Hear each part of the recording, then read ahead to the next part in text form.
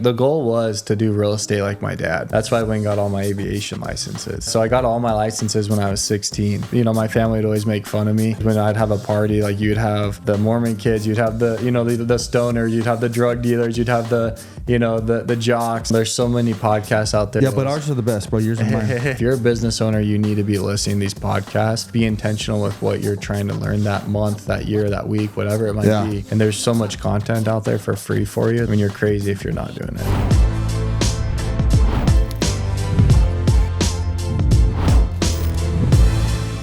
So what's going on, everybody? So on today's show, we have none other than Cameron Bawden. Yep. Did I say that right, bro? That's it, man. Cameron Bawden. And the founder of Green Mango. What made you, or what inspired you to come up with the name Green Mango? Like, I'm sure you get that question, and we've seen your trucks for a few years, and it's like, what the hell is Green Mango? Is that like a raw mango? What is that? I get, is that a weed dispensary? Is that a smoothie shop? I've heard it all, man. Yeah. When we got into the industry, it was a pretty nasty, grimy industry. Okay. It was in 2010 when we started. And at the time, it was just your average, you know, overweight, mustached guy coming to your house with a backpack sprayer and an old van or an old beat up truck. Mm-hmm. And the industry just had a bad rep. Yeah. So when we got into it, we wanted to do things differently, from the way that we serviced the home to the way that the technicians looked, and of course the way that our trucks looked. Yeah. And at first, people were just calling us crazy for putting 22-inch rims on vehicles and you know, spending extra money to paint the trucks. A lot of people didn't even like debadge the trucks at the time. And we started doing this, and a lot of people were making fun of us. But now it's funny to drive around town and see, you know, how many people are doing flat colors and debadging trucks and custom rims. And I'm not saying that's all because of us, but I feel like we were a huge, you know, innovator in the industry that way. But as far as the name, the green aspect in 2010, that's when everyone started kind of moving towards this movement of, you know, organic products and safe products around the, you know, their children and around their pets. And that product existed in the pest control world. There's just not a lot of companies that wanted to spend the money on that nice of a product. And so when we got into it, we wanted to be a company that was safe for pets and also children, but also was able to kill scorpions. And we were one of the only companies that guaranteed scorpion control. And that's what was so cool, is like we had this product that was safe for pets and also children, but also we could guarantee scorpion control. So that's where the green came from. Yeah. And then the mango, my business partner at the time served a mission in Brazil, and he loved the mangoes. And that was his, like, what he lived on his mission for 2 years. And so when he came back, he said, I want to name it Green Mango because, like, this is the way that we're going to live. And, you know, this is going to provide for us just like mangoes did for me in Brazil when I lived there. So that's so at good. First, I thought the name was dumb and you know, but he's a marketing expert. I can't take any credit for the name or the branding of it. He did that all. And he's special, man. It's cool what he did with the brand. And, you know, I just help facilitate all the systems and processes and, you know, implement everything. And you still have a relationship with this guy? Yeah. Yeah. I bought him out like 2 years ago. Oh. But we're still friends today. We were texting last night. And So. Yeah. No, I love it. It's, I mean, I think you guys were leading the way. And like you said, with the nice vehicles, a name that's different, because it's hard to do that. Yeah. Like, you know, you got two things that can happen is really the chances of a name that doesn't tie to what you do. Yeah. It's like slim to none of making it. Yep. I don't know we probably look at the percentage, probably less than 10% of making it, probably. Yeah, you just want to pop. You just want to be different. And again, at the beginning, a lot of people were, you know, again, is this a smoothie shop? Is this a weed dispensary? What is this?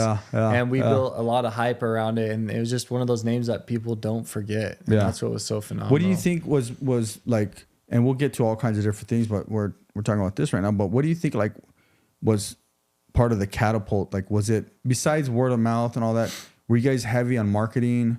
You know, because, you know, you started in 10, social media is out, but people weren't using it so much to market. No, I mean, yeah, in 2010, like their Instagram was out, but I think there's like maybe 500 or 1,000 users. Like it was very slow. Yeah. And there certainly wasn't even no ads being ran. So for the first 6 years, we did door-to-door campaigns. We did door knocking.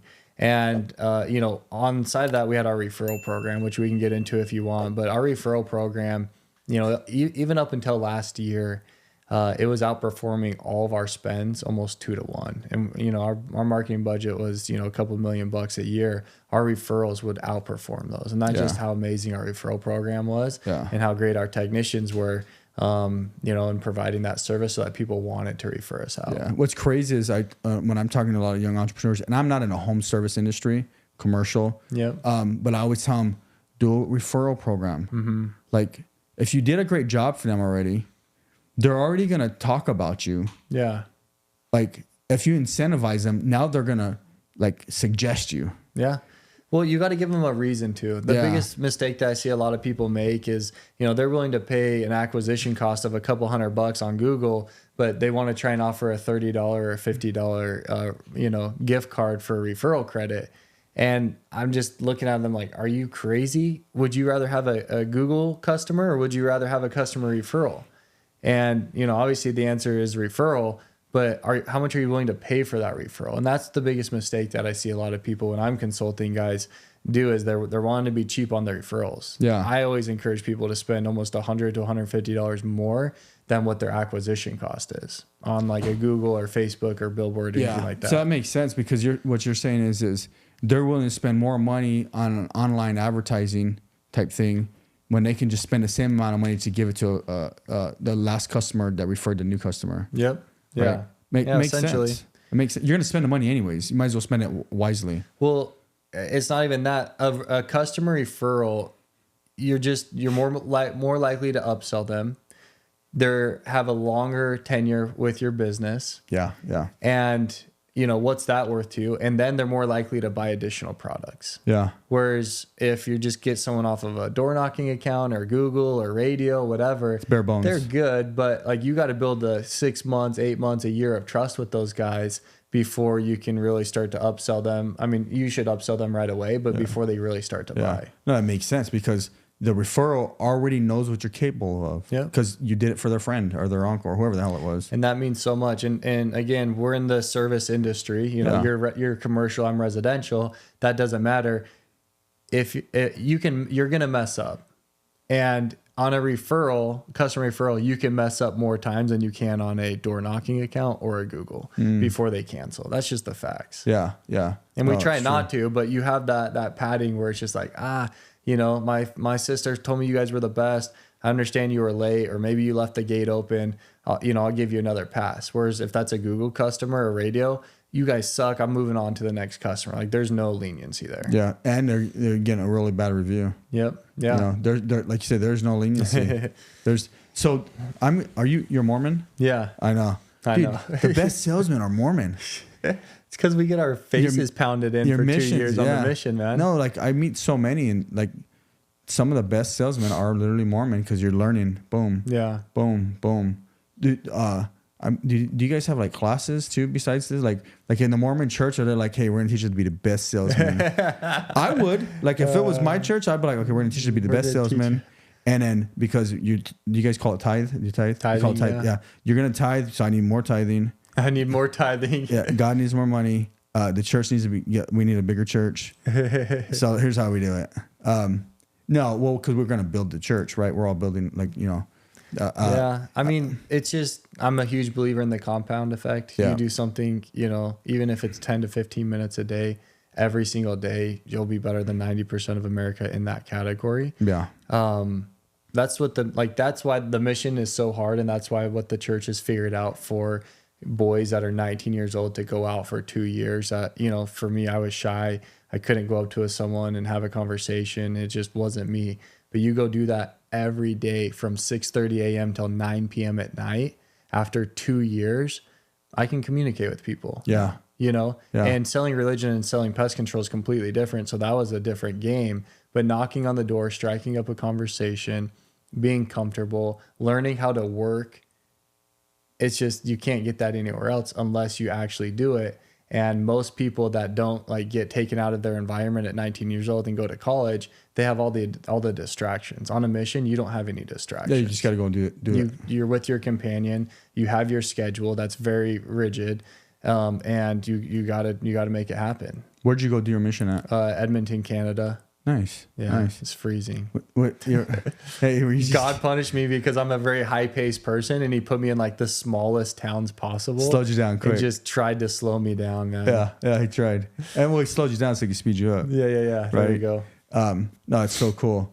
But so like growing up, so were you born here? I was born in Utah, but I moved here when I was 1. So Oh, yeah, so you I grew up here. I hate it. I wish I was born and raised here, but I was raised here. I mean, you could say you were born and raised here. You're real I'm close. gonna start saying that, man. Yeah. Just like, hey, I was born at the county hospital. Yeah. No.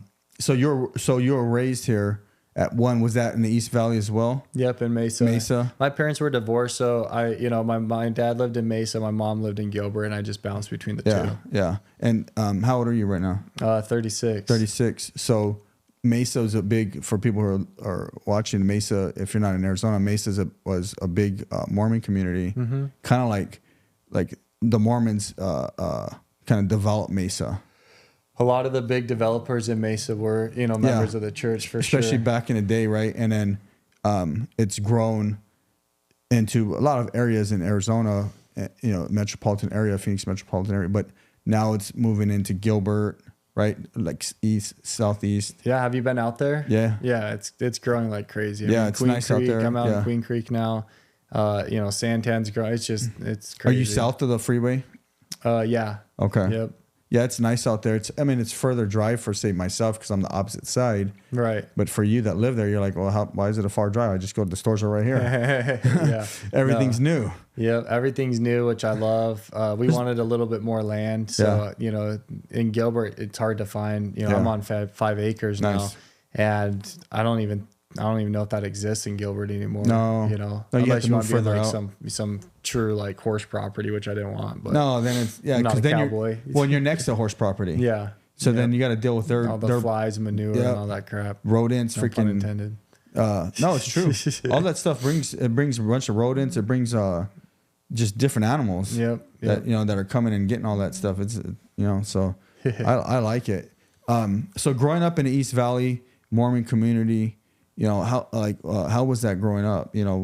Because now you're in a religion, so you're going to school. Some kids aren't, their parents aren't religious and stuff like that. Did you get did anybody come at you for any of that stuff? Or? No, I feel like I didn't really feel that too much. Yeah. And maybe there was that around, but I didn't feel it too much. I feel like I had a great balance of friends, the ones that were members, the ones that my family would always make fun of me because when I'd have a party, like you'd have the Mormon kids, you'd have the the stoners, you'd have the drug dealers, you'd have the the jocks, and I feel like I was well balanced that way. Yeah. And that's one thing that it's funny always looking back, as I was growing up.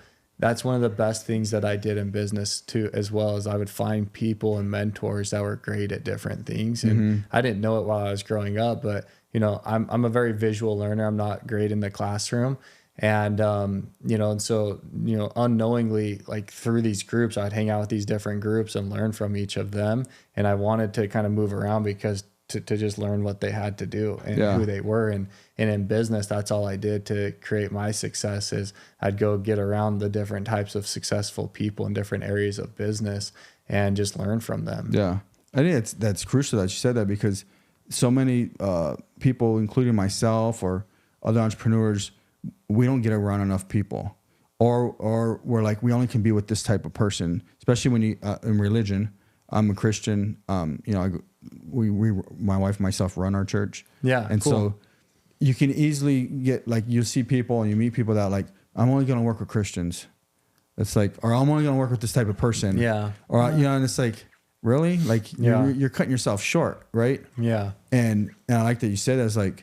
Go outside the box. Yeah. You can learn from anybody, different industries. A lot of stuff I've learned personally was from everything outside of my own industry. Yeah. Because my competition wasn't going to sit there and coach me. Right. They're like, we ain't telling you nothing. Right.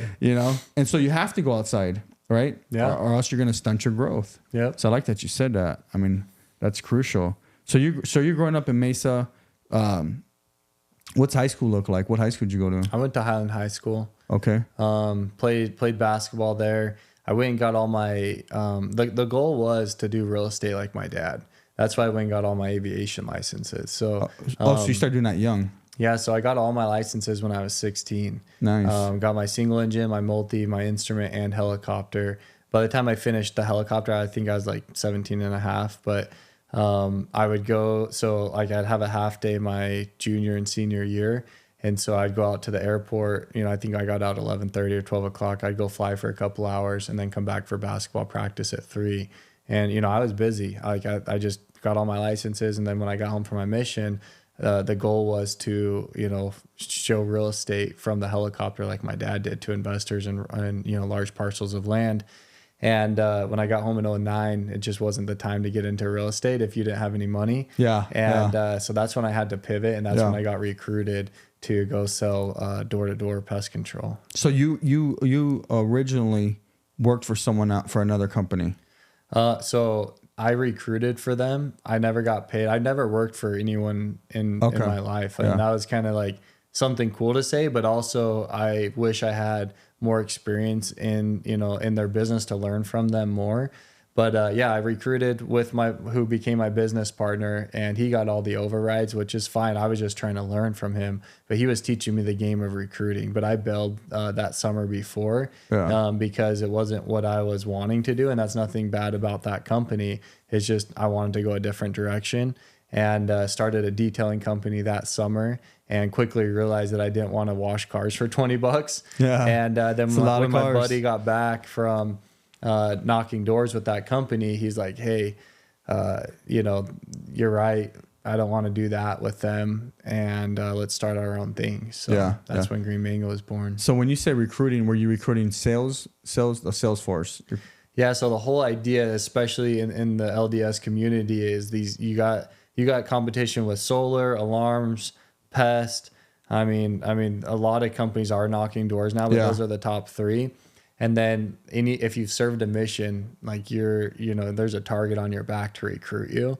And so like the off season, which is essentially October till like April, you're in recruiting season. And what that looks like is you're holding like basketball tournaments, or you're, you know, going out to lots of dinners with guys, and you're just networking through your people, and you're trying to wine and dine guys like crazy to get them to, you know, hear you out and then sign them for the summer. And then everyone goes out like April or May, let's go hit depending on when their college ends. Yeah. Yeah.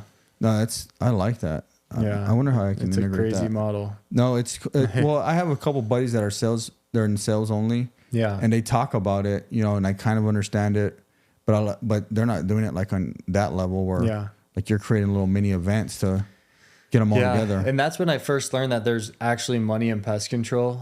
You know, Jason Wallen, the owner of Moxie Pest Control, he's a great guy. He just gave Dusty a card and was just like, hey, from what I could see, like unlimited budget, just make sure that, you know, you have your 20 dudes in California come April 1st. So he was paying for fuel in the plane. We were flying all around, you know, we were holding a bunch of basketball tournaments. We were doing swag. We were going out to dinners. Like it was a great time. I was like, what the heck? There's actually money in pest control. Dude, is the military Mormon? Cause that's what they do too. Huh? Yeah. They recruit. Nice. Yeah. They'll take you to restaurants. Yeah. There you go. Yeah. They'll lie to dummies. They'll lie to you and everything. That's cool. So you go to high school, and then, you go to the missions. So the missions is 2 years. 2 years, yeah. Every boy, young man has to go, right? Correct? Unless you're the only child? Or No. I mean, it's you don't have to go, but there's quite a bit of pressure on you to go. Yeah. I mean, it's part of the deal. Like if you're a Mormon, that's part of the deal. I think you should go if you say you're a Mormon. It's hard, man. It's hard, but yeah, if you believe in it's like now that I have kids, I'm like, man, am I going to push my kid to go? And I'm going to strongly encourage him, just because, you know, the religion side, the religious beliefs aside, it's the best opportunity for him to grow up, you know, and learn how to work. And I'm going to teach him how to work. You know, that's my goal. Obviously he's 11, but like, it's just a whole new level when the parents aren't there, and, you know, you're having to get along with a companion who you're around 24/7. You literally can't leave your companion's side unless you're taking a shower or going to the bathroom. You guys have to be together at all times. Yeah. Like that's, you know, you want to talk about, you know, getting annoyed of somebody, especially if they're completely opposite of who you are and what you're into. Like you learn personal skills on how to, you know, communicate with people and how to get along. And, you know, that prepares you for marriage. And there's so many great things that come from a mission, man. That's so cool. You know, we're up north. We're by the temple on Pinnacle Peak. Okay, yeah. And the more I talk to, you know, Mormons, it's like, the more I wonder, like, why don't other religions adopt that ideology of let them go out, you know, and it costs money, but most parents pay for it. Mm-hmm. But it's like you said, you grow up. Yeah. There's no excuses, you know. And that's a problem with Christianity it's so laxed. They get lazy. They want to go party. Then they go and ask for forgiveness. Yeah. And it's like, come on, dude, just pay your bills. Yeah. But it's you know, it's a testament to the faith you guys, you know, are attached to. It's you know, some may say, well, they don't believe in your guys' Bible, the books or whatever, the Book of Mormon. Mm-hmm. Which, you know, set that aside, you know, set the religious part aside, but it's like the ethics, the moral ethics they're taught how to be. Yeah. It's great stuff. I mean, you give a lot of service too. And I mean, yeah, I'd go help out, you know, on little service projects growing up, but like literally 2 hours a day of your day, every day for 2 years, except for Sundays, was you had to find community service to give back to people. Yeah. And that changes you. Like that teaches you something different. Appreciation. So there's just, I don't know. It's good, man. Yeah. Again, the beliefs aside, like I obviously believe in it, but even if it was just like, hey, this church isn't true, I still want you to go on a mission because you're going to learn so much. Yeah, totally. So you did the mission. So you did it from 19 to 21. Something like that. Oh, my age? Yeah. Yep. Yeah, 19 to 21. Yeah, and then 21, you're back in Arizona. Yep. And then you go and work with that guy for a little bit recruiting. Yep. And then you start the business. What, like 22, 23? No, so 20. Yeah, so 22. Yeah. So I got home in 2009. We started Green Mango, November of 2010. It's weird to say that, but I'm used to saying 2020. But yeah. So yeah, 2009, I got home in September and kind of hung out for a month and then recruited with him until like April, did the car washing detailing April to like September, and then actually sold my detailing company in order to pay for the ring for my wife to, you know, propose to her, which was kind of stupid. It's like you're getting rid of the one thing that's making you money, but I needed some cash, so I sold the business and I didn't like it. And then the next month was talked into starting Pest But Control. That's probably one of the best things you ever did. Yeah, you know, for sure. You know, besides able to get your wife a ring. Yeah. You know, you kept her. You're you're mine now. Yeah. But you got rid of something that was hindering you. Yep. You know, it launched you into the next level. Yeah. Man, I love that. So going through the Green Mango, so you start this thing, and I'm curious because obviously you're doing much better in the business sense than I am. You've learned more, you're exposed to more things, and you're doing good. Thanks, you're doing really good.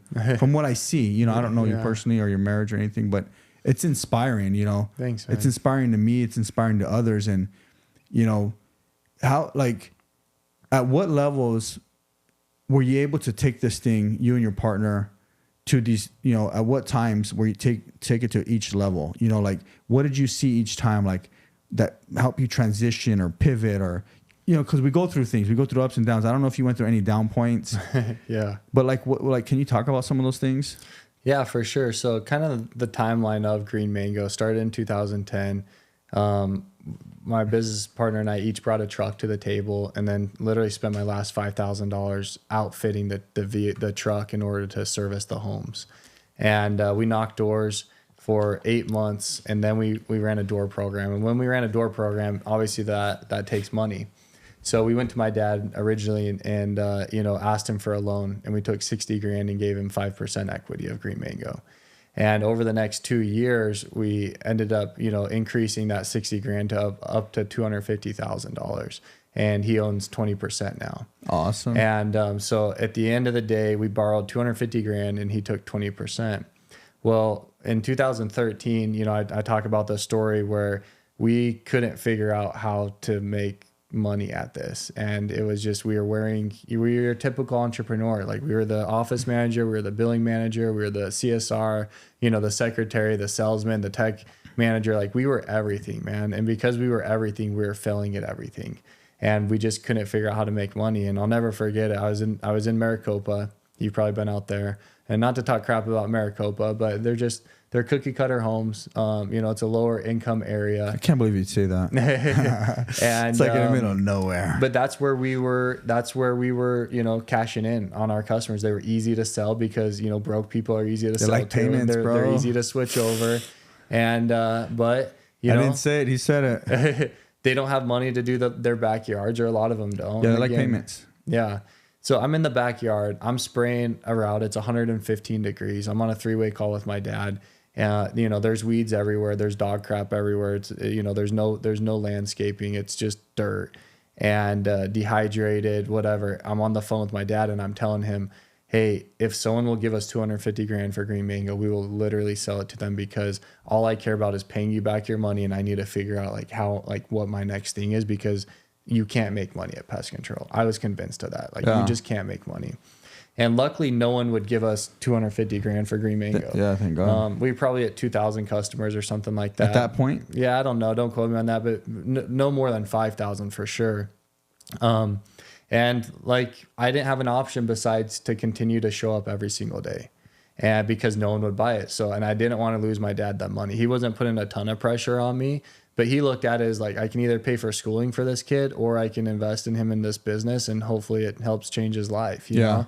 And, but there was never that pressure, but I put that pressure on myself. And he looked at that 20%. Yeah. He's like, but if this thing hits, it was worth hits. crap, And so, it was just a hard time, but I kept, I talk about I didn't have any option but to keep showing up and keep going through, what we knew how to do at the time. And that was just to keep going. Yeah. And so we didn't take any money until 2016.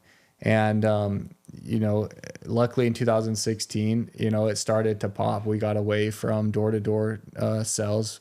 One, because it was we hated the model. We were having to recruit guys every single year, and the account sucked. And that's what was part of our problems. Our acquisition cost was so high and our turn rate was so high that we could never catch up on these customers and really, make a difference. And, we got into more traditional marketing. Radio was a big one for us. But again, our customer referrals was helping propel us to that next level. Yeah. So from 2016 to 2019, things started to go crazy. We started to see that bell curve that everyone always talks about after, being in business for five plus years. And 2020, COVID hit. And for us, it was the best thing that ever happened, because people were working from home. Which meant that they were seeing the bugs more, and they didn't want that. And then when everyone got money, everyone in Arizona, you have to have pest control. What do you mean everyone got money? Yeah. Well, if you were smart, you got money, man, somehow.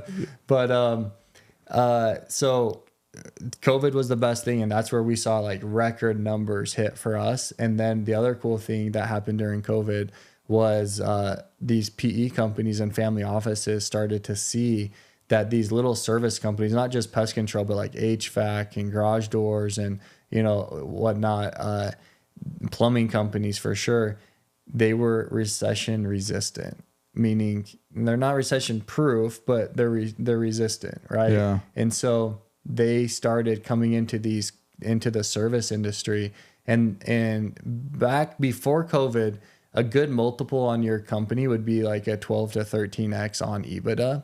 These guys were coming in offering 20 to 22 times EBITDA. Oh, wow. And that's when the first time I was hey, maybe I'll sell, because before then it was just the goal was to build this company up into this residual business and just feed me forever. Yeah. And then, pass it on to my boy or whatever. That's how I truly thought of it. But in COVID,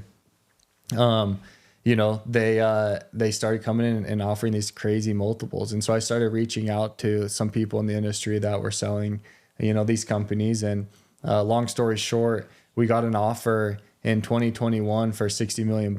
And I just turned it down like that, because I was just thinking I got so much more in the tank. And if that's where we're at, I can get this thing up to, double it, 100 plus million. And so that is one of the best things that I did, is that over the next up until from 2020 till 2024 when Pesco just acquired us actually last month. I've probably met with over 60 different private equity companies learning what they're looking for in their model in a business. And so for the past 3 years, I've been curating Green Mango to get ready to sell and to prep my company on what they're looking for. And I wish I had another 8 months because I learned so much this past year being more involved in it. But, that's why mentors are so important. That's why it's so important what you're doing. You're talking about business. When we started, you were joking at the beginning that your industry isn't wanting to like give up the trade secrets. Now everyone's talking about what they're doing. If you're a pest control business owner and you don't follow me on, the Premium Mindset, my podcast where I talk specifically about carpet cleaning and pest control, like you're an idiot because I give away all the secrets. Yeah. And I just, that wasn't a thing when in 2010 to even 2020. But like guys like Tommy Mello made it popular to just say, hey, we're willing to give you everything, because by the time you catch up to us, like we'll already be on the next 5 to 10 things. Yeah, that's we'll get ahead. Yeah. So man, I don't know. It's crazy, man. So I don't know. It's been a fun ride. I've definitely learned a ton. And, I'm excited for the future, but it's, I finally made the decision. It was a hard decision back in last April to, go through this due diligence process with Pesco, who ended up merging with us last month. And over this period, like it just felt right to take some chips off the table. And you know how it is as a business owner, like you're always stressing about payroll and this and accidents and just everything that you have going on. It just felt right at the time to take some chips off the table and move on to the next thing. Yeah. Now you said, hold on, I'm going to go back real quick. Did your dad still have 20%? Oh, nice. Nice, Pops. Yeah, I love it. He's like, son, the 250 paid off, bro. You went to college and I got paid. Yeah. I love it. That's been a huge blessing, and my dad's been great. But it's going to come back. Huh? It'll come back. Yeah, we have some agreements that it'll come back, but he's like, but it's fun. Like you mentioned the helicopter at the beginning. Yeah. Like he's a partner in that. He's a partner in my sand trucks. Like he'll come in as a partner, and he's just the best partner. You said he was doing landscape or land development, and so that's how he was doing like buying and selling land and real estate. Yep. Yeah. That's so he did well with that. But yeah, Green Mango has definitely been, and he'll say it's been his best investment he's ever done. Of course. Yeah. When you I don't even know what 1,000 multiple or whatever he got. I don't know, more. I don't know. Yeah. Whatever it is. Yeah. Yeah. I'm just guessing. So you mentioned carpet cleaning. Are you doing carpet cleaning too? Yeah. So in 2016 to 2018, I opened up 5 other service companies within 18 months. Okay. I did see something about it, but I didn't dig into it. Yeah. So I started all these companies, which we can get into. It was probably the worst decision I ever made financially. Got into $4 million in debt with an investor, and he pulled out, and that put me in a really bad spot. And that's when I really learned a ton. And carpet cleaning was one of those companies, and it's one of the last ones kind of standing that I've kept. And we have 4 franchises out, Vegas, Utah, Dallas, and Houston. And I'm excited. I'm going to put a lot of energy into that, and I think it'll probably be bigger than Green Mango. Well, you've already learned the blueprint. Yep. That's the good thing is once you learn the blueprint I haven't learned it yet, Yeah. But from what I see, you're doing great, man. Yeah, I think you're pretty hard on yourself. I'm trying to what you're doing, what you've done is kind of because what I was telling you is I'm trying to figure this thing out, and I think I got to get into a different industry, not the commercial industry. Okay. Because it looks different. You know what I mean? And that's where my mind space is. So if you look at all my guests, almost all of them are residential dudes. Yeah. Yeah. You're I'm going to learn something from these guys. I have to, right? But that's cool that you're going to put all your effort and energy.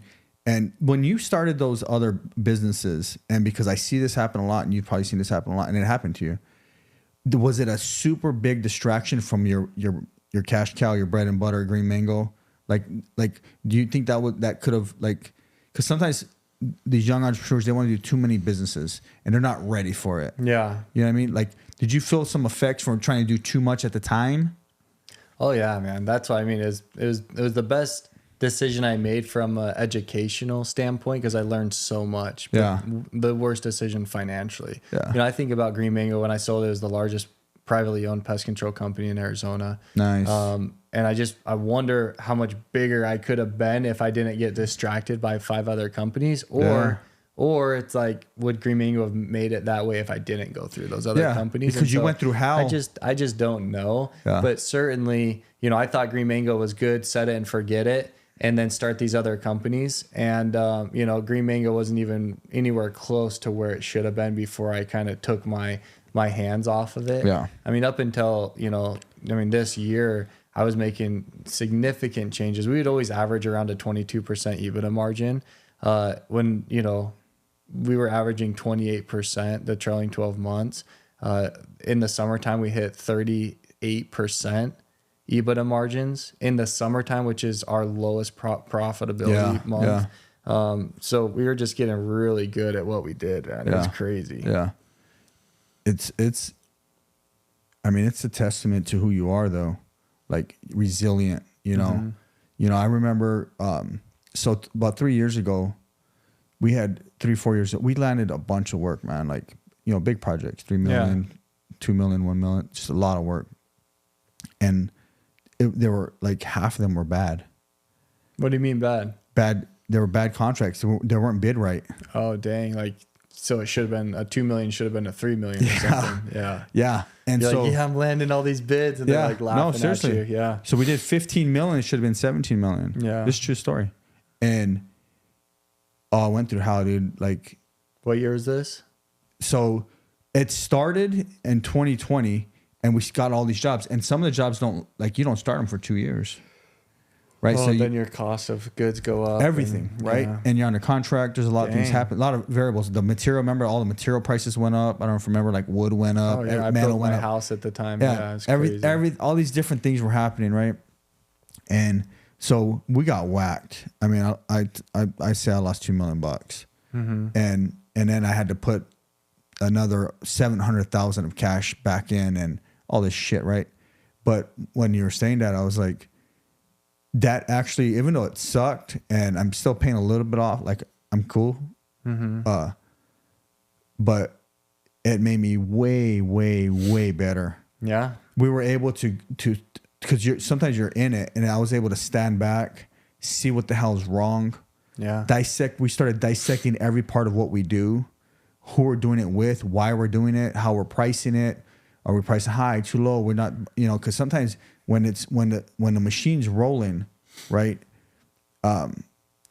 you just keep going. It's like someone who drives their car, right, and like they never rotate their tires, Right.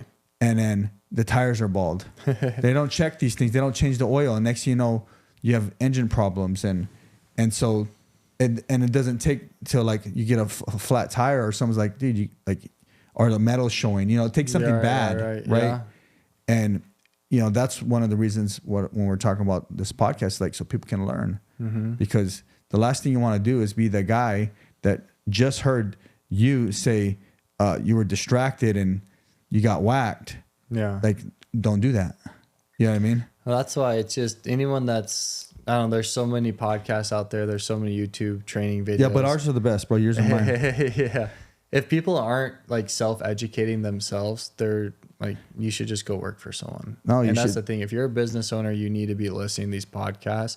Be intentional with what you're trying to learn that month, that year, that week, whatever it might be.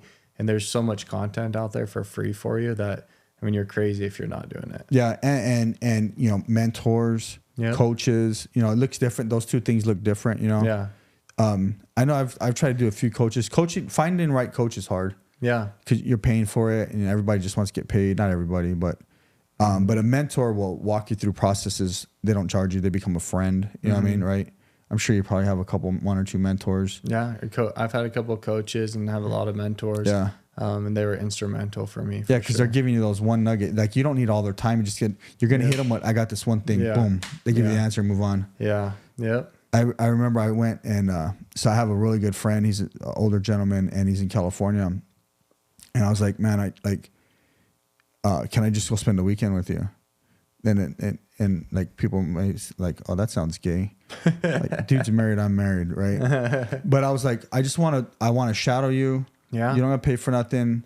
I can stay in a hotel or whatever, whatever you need. But I just want to see what you're doing. That's it. And he's like, and he's a real good friend. He's like, yeah, come over and stay at the house, right? Yeah. And so I did that for a weekend. It was like 2.5, 3 days. And I learned so much just seeing what he did, what he didn't do, his mornings. And then when I was about to go, he goes, you should be able to add another $1 million this year from this weekend. And I was like, I should. Yeah. And I am, because learning from what other people are doing and how they're doing it. What did you see that was so interesting? I got to meet his team. Okay. I got to see his morning preparation. He was living a fit life. Mm-hmm. He wasn't stressed out in the morning. Yeah. Like sometimes you get up, I gotta go. Blah, blah, blah. Yeah. You're just, and like half the shit's messed up. Your mind's all over the place already real fast. You're going too fast. Right. So he would take his morning, his morning would be easy. He started out slow. Yeah. His team, they were efficient and they weren't flashy. Some people are flashy, which I don't mind. If you're flashy or not, I don't care. Mm-hmm. But that's just what I seen over there, So I was like, and I started to understand why, the processes, the longevity of the employees, why you want long-term employees, how, when he bought food, how he bought the food and why he bought certain types of food. And I've seen all this before. Yeah. Like we all know this shit. Yeah. But when you're around someone and you like spend a few days with them, okay, you learn what's working for this guy. Yeah. And so what I did is I started adopting those things. Cool. And it's sure like something like what you're saying is like some people, I'm sure you adopted certain things from certain people. Oh yeah, for sure. Yep. Because we're not too good for that. If we think we're too good, like you said, go get a job. Yeah. Right. Yeah, I agree. But I love it. So you're on the bigger and better things. Carpet cleaning, bro. That's exciting. Yeah. Service industry, monthly service probably. So we're the only company that offers a subscription model in carpet cleaning. That's just because I came from, the pest control industry. Most carpet cleaners only service a customer like once every year and a half. We have a coconut club that we come out once a quarter, and it's awesome. So I like that you're changing that because it reminds me of like Patrick Bet-David, mm-hmm. PBD. Like he took one industry, his insurance, and kind of recreate it into his consulting. Yeah. So I mean, his consulting's probably already bigger than his. It's crazy. It's bigger. I'm almost 100% sure his consulting in like 4 years is bigger than his insurance company built for 15 years. Yeah, it's nuts. Because he already learned one way. Yeah. And then took all those principles, the new partnerships, and then blow it up. Yeah, your network gets a little bit bigger, and your connections get greater, and that's what it's all about. Yeah. I mean, your network, they say your network is your net worth, but that's not necessarily true because if you don't lean on your network right. and you're not open to learning from them. Yeah. And you got to provide value to those people too. Yeah. Don't be a taker. Huge. Yeah. Like always like that. Right. No, you can't do that. Yeah. Nobody wants that guy. Right. But, man, I appreciate your time coming. Yeah, man. It's an honor. I'm watching from a distance. I wish the best on you and your family. You're doing good, but I wish even more, Thank you. I want you to, I want you to hit I want us all to hit if we can hit that 100 million, billion in our bank, you know what I mean? Like we're just going to keep going, so I want to see you with like 5 helicopters, bro. A fleet of those ones. Yeah. Why not? That's what you want, man. It definitely takes, have your own building with a hangar right off the, Yeah, that'd be sick. But again, you got to know, you mentioned, I want to be a billionaire. Like it takes a lot of sacrifice. It takes a lot of time. I'm not willing to give that up, and so, my business partner, he wants to be a billionaire and he's willing to give up that stuff, and he probably will be one day. Yeah. But I want you to be the most you can be. I appreciate that. Yeah. But I think that's the thing that frustrates me with, and I only bring it up because it frustrates me. A lot of entrepreneurs want to make $1 million a year or $2 million a year, but they're not willing to put in the time, and they're not willing to put in the effort. And then they look around and they wonder why everyone else in America makes an average of, you know, whatever it is, 90 grand a year, less than 100. You know, but they're wanting to make $1 million because they have an LLC that they got for free. You know what I mean? And you know, it's going to take sacrifice. It's going to take discipline. It's going to require you to get uncomfortable. And, you know, the people that stay in that uncomfortable ability, you know, that uncomfortableness are the ones that succeed. Yeah. And, you know, it's not like there's a reason why less than 1% of people actually make over $10 million in revenue and are profitable as a service company or as a company in general. Yeah. And, you know, it's just because it takes a special kind of different person. Yeah. You got to be whack job. You got to be weird. No. And so like saying that, it takes a special person. It takes someone resilient. It takes someone like that's willing to go above and beyond, not quit, right?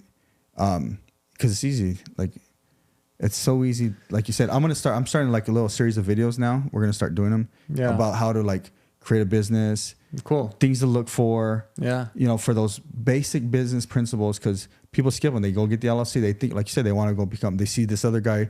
They see you driving a Rolls Royce or flying a helicopter, and they're like, I want that. Yeah. Well, why don't you just start walking real quick, bro? Right. You know, get some good walking shoes first. Yeah. Instead of trying to fly the helicopter. Well, and that's the thing though, too. Like that's all it takes to be successful is just continue to work hard. Like everyone's lazy today. Everyone's on Instagram. They, you know, I think the average scroller is like an hour and a half to 2 hours a day on you know, on the social media platforms. And imagine if you did something for just 30 minutes of that every single day. Yeah. Yeah. So put your time and your effort into something positive. Be intentional. That's the most important thing. I like it. Be intentional. Well, I appreciate it. Yeah, man. Thanks for having me on. Where can we follow you? So just Instagram, C Bawden. Obviously, I'm on LinkedIn and all that stuff. Yeah. Flying High with Cam is my podcast, as well as Premium Mindset. Premium Mindset's more business focused, and then Flying High with Cam is just cool guys like you coming up in the helicopter. We're flying around talking about life. Thank you for calling me cool. I'm trying. There we go. Guys, don't forget to like and subscribe to all our stuff. And Cameron, I appreciate it, bro. Thank you. Out there, be blessed.